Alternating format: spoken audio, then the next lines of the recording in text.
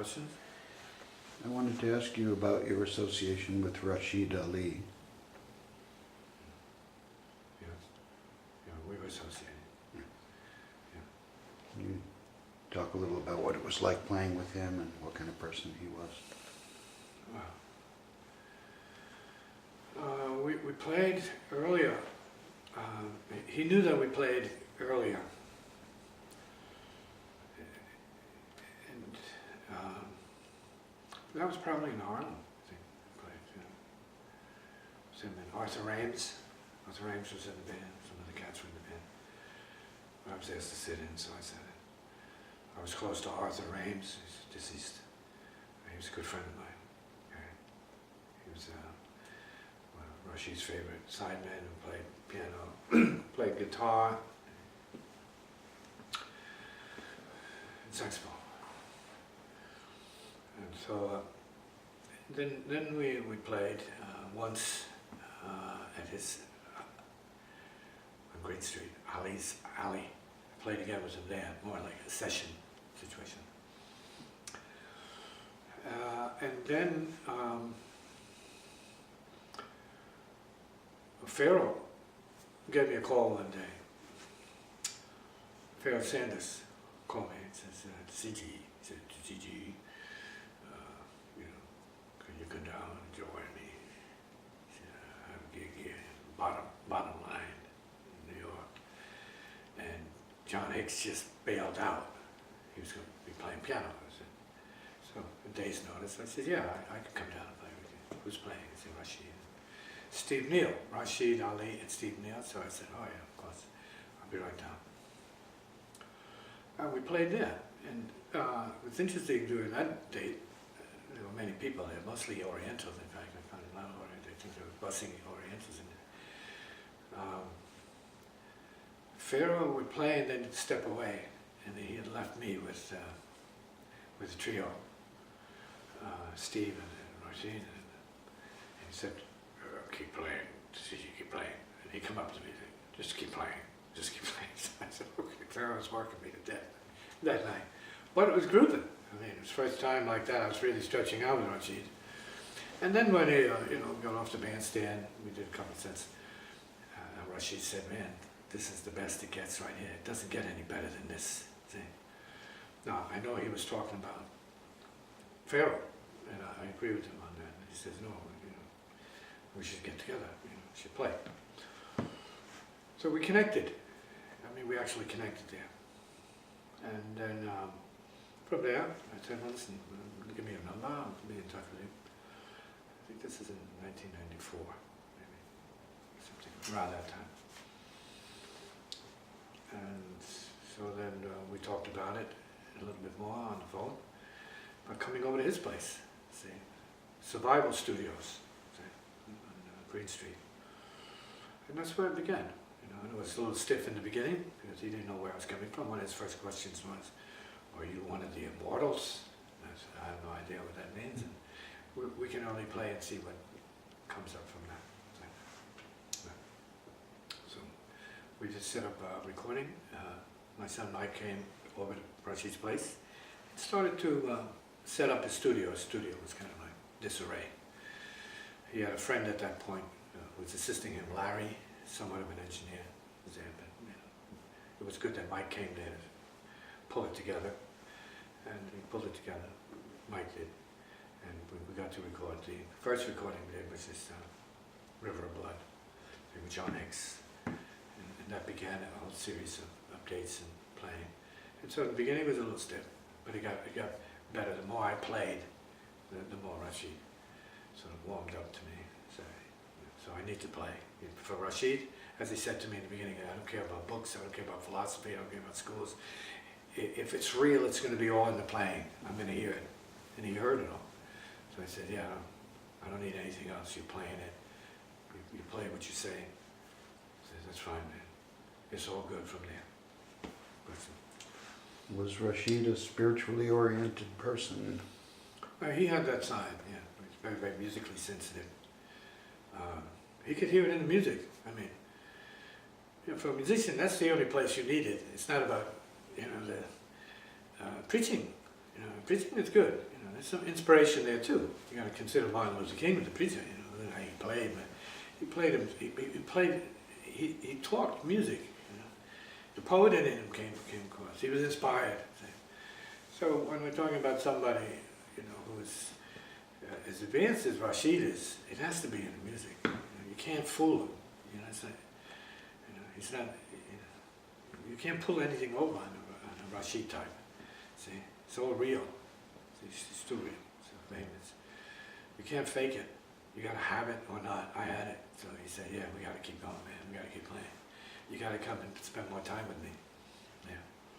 And he said, why don't you do for me what Train did for me? I said, well, it's not Rashied. He says, just come over every time you can, man, and let's hit it. Just like that. And did he compare your playing at all to Coltrane's? He did. Yeah. He did. He even said something to that effect. I mean, you can't really be compared to John Coltrane. Let's be honest. You know, there's we say it's incomparable in a certain way. But in terms of the spirit and the intensity, yeah, you know, you can feel it. And of course, I'm a drummer. And he felt that. I played drums with him in this place. You know, and he felt where I was coming from. And he's creative. He says, "You're an enigma. I don't understand how you do this. You know, you just do it, man. Like, that's it. It's like just like that." I said, "It's the only way I know how to do it." And he was, you know, very complimentary. As time went by, he became more open to me. I spent more time with him. Did you consider him a free player, or? I'm not sure what you mean by free player. I mean, how do you view his drumming? Was he? He was the easiest player I've ever played with. Easy. He was like, I guess you might say, many drummers. He was like in different places at the same time. Polyrhythmic, to put it in a traditional term. Yeah, he's multi-dimensional sort of way. And I love that because everywhere, you know, I could go, he was there in a certain way. And it's on the records we made. See? It's on all the records. And when I listened to it, since he passed, I mean, I just really miss him. In the liner notes to Parallel Reality, you called him a space-generating time machine. Exactly. I couldn't have found better words. That's what it felt like. You know, this was not about because he played with Train. You know, no, that had nothing to do with it, man. You deal with Rashied on his terms and your own terms. Not about who he played with, how he plays, how he relates to you in the moment. That's what it's about. It's not who he played with, man. He's going to play differently with John. He's going to play differently here. I didn't have any idea that I could offer him anything. See, it's because he heard me with Pharaoh when we played out during that particular bottom line gig. That's safety zone because Pharaoh's there. You know, he's leading the thing. But then when we get together, you know, then I'm leading it. Or nobody's leading it in a sense. We're just playing. It's interacting and at what levels. See? And so he felt that I was a leader. He felt that I was one of the immortals in a sense. Because he said it was all virgin. Whatever I was playing, he says, this is virgin stuff, man. There's no getting away from it. He said, I've never heard anything like this before. He says, this stuff is happening and we're playing, man. He says, this is fresh. And I said, I agree.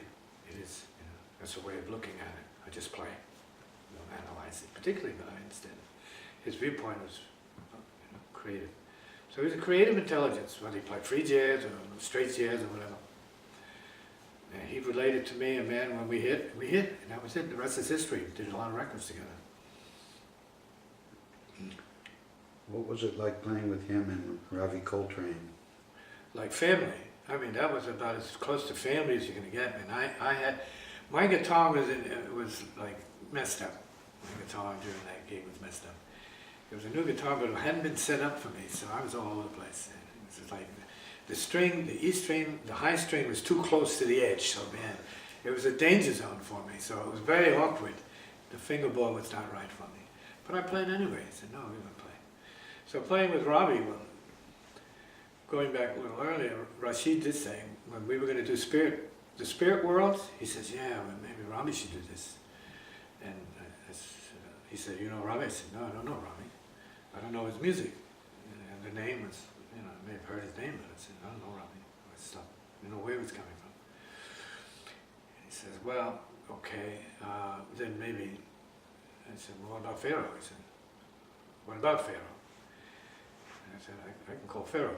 You know, I can call Pharaoh today, and ask him if he wants to do it with us. And he said, you can call Pharaoh? I said, yeah, we were that close. Rashied knew that we played together at the bottom line, but he didn't know how close we were. We were very close, and we still are in a certain way, very, very close. And then I said, well, then let's see if Pharaoh can do it. And he says, okay, and he left it at that. And then I called him back later, I talked to Pharaoh. Pharaoh said, yeah, he would do it.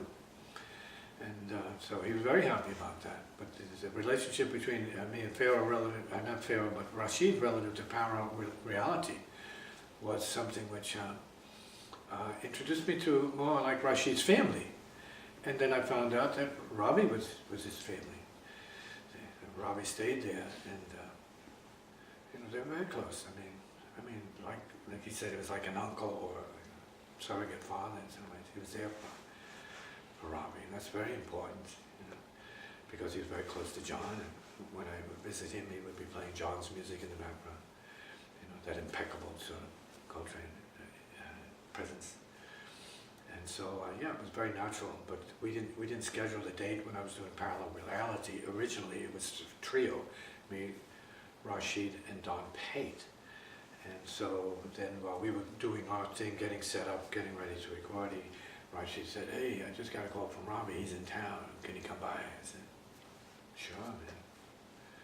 And then when Robbie got there, he was nearby, and when he got there, and then I started talking to Robbie, I started to feel where the music should go for that date. The conversation I was hearing, getting tones and feelings. And I said, oh yeah, so Robbie, would you like to play? And he says, yeah, definitely, let's do it. And we did it. And it was great, it was just love. That's what it was, it's love. Did Rashied feel he was carrying on John Coltrane's tradition in any way, or? Well, he never spoke in those terms, he just played the music that was natural for him, but it wasn't like it was a label, you know. I don't have a label. I just call mine thing Heartfire Sound because that puts it right where the soul is. Heartfire Sound, right here. See? So it's not a form, right? It's where it comes from. See? And anybody can say they come from there, but for me, yes, I say well, it comes from a certain kind of practice. See? Selfless practice. Music comes up from that. You talk about him being a gentle kind of drummer. Oh, he was very gentle. Personally, he was very tough in a certain way. He was cool, you know, it was fun, playful, strong. But drumming, there was gentle fury there, intense, well contained, like highly disciplined, and very free. No doubt. So I called it a blur. You go into a non-technical realm. My guitar playing goes into the blur. I guess you can't figure out what it is. It's just sound. It disappears in the sound, beyond description. Come in. I mean, when I heard him play, it was very different. You know, just comes at it his own way, but everything works and seems to serve the music. Well, you have to know yourself. He had a lot of history. He was telling me that his grandmother was Charlie Parker's piano player, so, you know, he's got a lot of history. Yeah. So, you know, he comes from core music of jazz. So regardless of what other people thought about him as a jazz player, or whatever kind of player he would be, you know, straight ahead player. Well, Rashied had it together. The thing is, when I played with him, he was recovering from a motorcycle accident. And yet, you hear the record, you can't tell he had a motorcycle accident for real. He had his legs all screwed together, all kinds of metal stuff, and he was freezing. So, couldn't handle the cold. So, yeah, so he's a very human person, very personal person in his own way. Very straight. I mean, it's very direct. So he had that quality, direct, but he's a veteran. You know, he had a certain kind of confidence and centeredness in him that you know, he's proven. He's proven. He's a made man, so to speak. And so he was comfortable being Rashied. And his ears were always open to, you know, great players that were part of, not so much as Coltrane's tradition, but, you know, I mean, like playing a certain kind of spiritual type of music. So it wasn't about John's thing. You know, John was like the vanguard, in a manner of speaking, and had his own sound and tone. So he set that up. But it's really about a person who can use the freedom, see, with the same kind of skillfulness relative to the drums. And it's, I have to add this word, a psychic attunement to what it is, apart from what's been done before. You have to have that psychic attunement in the present. See? You got to draw from the present, and then Rashied will respond to that. He knows what that is. Did he function as a mentor or teacher to other musicians? I would say undoubtedly, you know. He didn't. He looked up to me in a certain way. He knew I had books, but it's all about the music, man. It wasn't about role playing. He said, "No, man, I hear what you're playing, and you let me know what it is." That's what she said. You let me know what it is, and then it evolved from that. And so, yeah, I want to go with you, man. Anywhere around the world, I want to follow you. I want to go with you. So he put me in that position. I said, I'm not going around the world. But he says, yeah, like just call me, man. Call me. We're gone. A very high compliment from Rashied. Great to hear all this. I love all this.